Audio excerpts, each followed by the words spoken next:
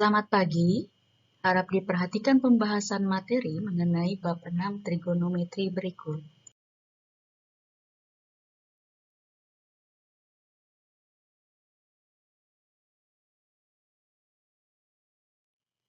Kita masuk bagian yang A, yaitu mengenai definisi ataupun pengertian trigonometri itu sendiri. Sebelum terbentuk kata trigonometri ini, asalnya dari bahasa Yunani, yaitu dari dua kata, yang pertama trigonon dan yang kedua metro. Trigonon sendiri itu adalah 3 sudut, metro itu artinya mengukur. Jadi jika digabungkan dan dihubungkan dengan materi matematikanya atau pembahasan kita saat ini, yaitu trigonometri adalah suatu cabang matematika yang mempelajari hubungan. Kalau hubungan berarti kita berbicara antara satu dengan yang lain, antara apa?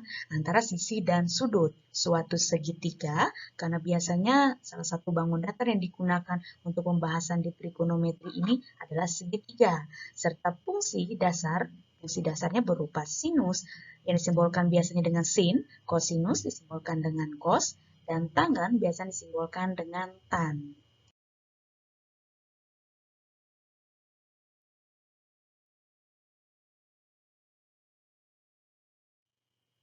Lalu kita masuk bagian B, yaitu tentang ukuran sudut atau bisa juga disebut dengan satuan sudut. Untuk satuan sudut itu terbagi atas dua. Yang pertama itu satuan derajat. Biasanya itu simbolnya bulatan kecil bagian atas angka di sebelah ujung kanan. Dan radian. Radian biasa disimbolkan dengan rad atau disingkat dengan rad. Bentuk dasarnya terbagi atas beberapa bagian ini, bisa kalian lihat. Yang pertama, misalkan untuk 1 derajat itu nilainya sama dengan 1/360 putaran. Bisa juga 1 derajat itu sama dengan 2pi/360 rad. Kemudian bisa juga 1 derajat itu pi/180 rad. Karena tadi contoh dari 2pi/360 itu sama-sama bisa diperkecil. Di atas bagi 2, bawahnya juga bagi 2. Makanya dapatnya pi/180 rad. Kemudian untuk mencari yang 1 rad atau 1 radian tadi, itu adalah ketentuannya 180 derajat dibagi dengan pi. Oke, supaya lebih paham, perhatikan example ataupun contoh di bawah ini. 1. Ubah ukuran sudut 135 derajat dalam satuan radian.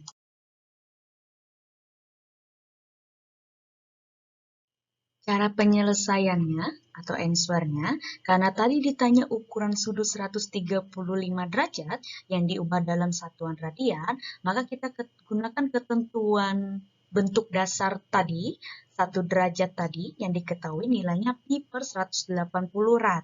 Atau bisa dirubah seperti ini, sama dengan 1/180 pi rad.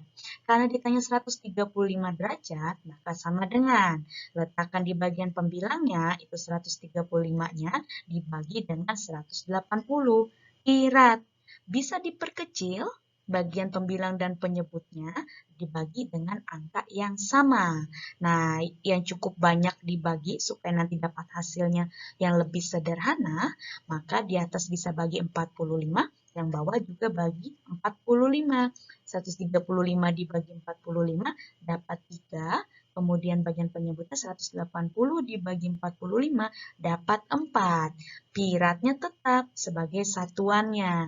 Jadi untuk ukuran sudut 135 derajat dalam satuan radian adalah 3/4 pi rad. Oke, example yang kedua atau contoh yang kedua. Nyatakan ukuran sudut 7/5 pi rad dalam ukuran derajat. Karena sekarang gilirannya kita mengubah yang ukuran sudutnya ke ukuran derajat, maka perhatikan ketentuan bentuk dasar sebelumnya. Cara penyelesaiannya, 1 rad tadi itu adalah sama dengan 180 derajat per pi. Maka untuk 7/5 pi rad bisa kamu buat sama dengan 7 pi per 5 kalikan dengan 180 derajat per pi. Berdasarkan slide sebelumnya, diperoleh tahap penyelesaian sampai pada operasi hitung perkalian bentuk pecahan. Jadi untuk yang operasi hitung perkalian bentuk pecahan ini, kita bisa mengalihkan bagian pembilang dengan pembilang dan penyebut dengan penyebut. Kalikan dulu bagian pembilangnya. berarti 7pi dikali 180 derajat dapat hasilnya 1260 derajat pi. Lalu bagian penyebut 5 dikali pi dapatlah hasilnya 5pi. Kemudian bisa dioperasikan bagian pembilang dan penyebutnya, yaitu 1260 derajat pi dibagi dengan 5pi dapatlah hasilnya 252 derajat. Jadi ukuran sudut 7/5 pi rad dalam ukuran derajat adalah 252 derajat. Kita masuk bagian yang C, yaitu tentang rasio trigonometri.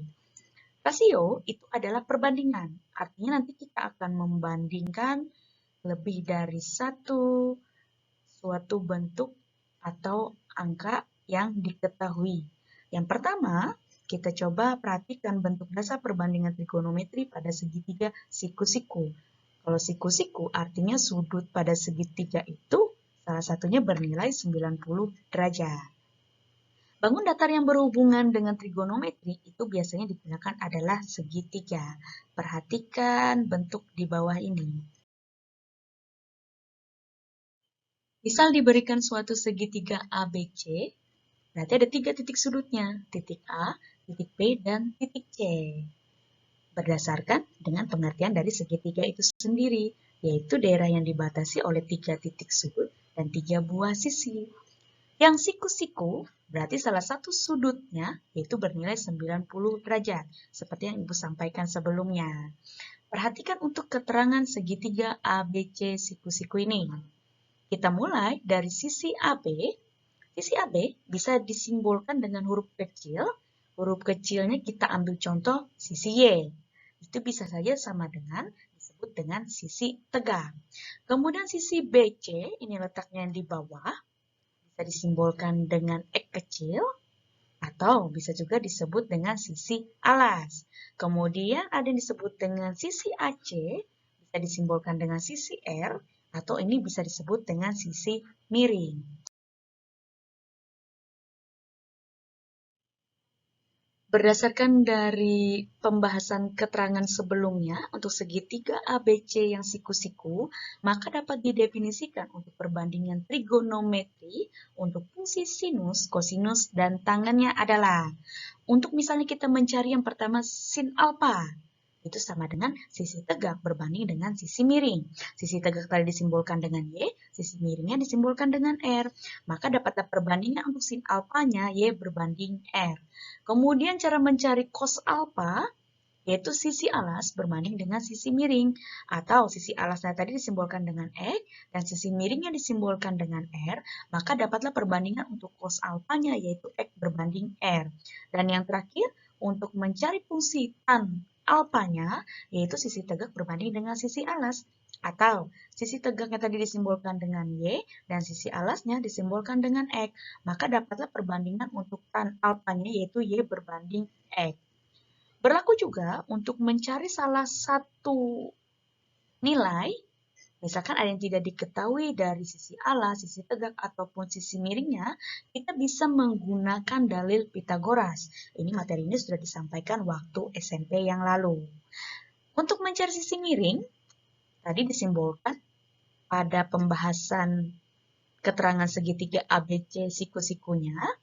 Cara mencari sisi miring itu adalah jumlah dari kedua buah sisi lainnya, atau dua sisi lainnya itu disebut dengan sisi alas ditambah dengan sisi tegak. Maka untuk simbolnya bisa digunakan AC pangkat 2 sama dengan AB pangkat 2 ditambah BC pangkat 2. Lalu bagaimana kalau kita mau mencari sisi tegaknya?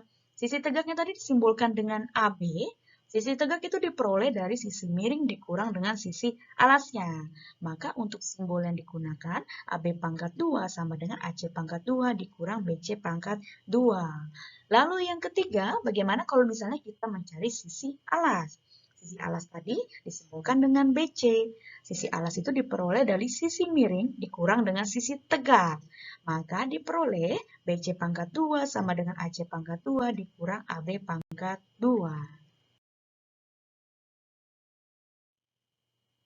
Example atau contoh soal, perhatikan gambar berikut.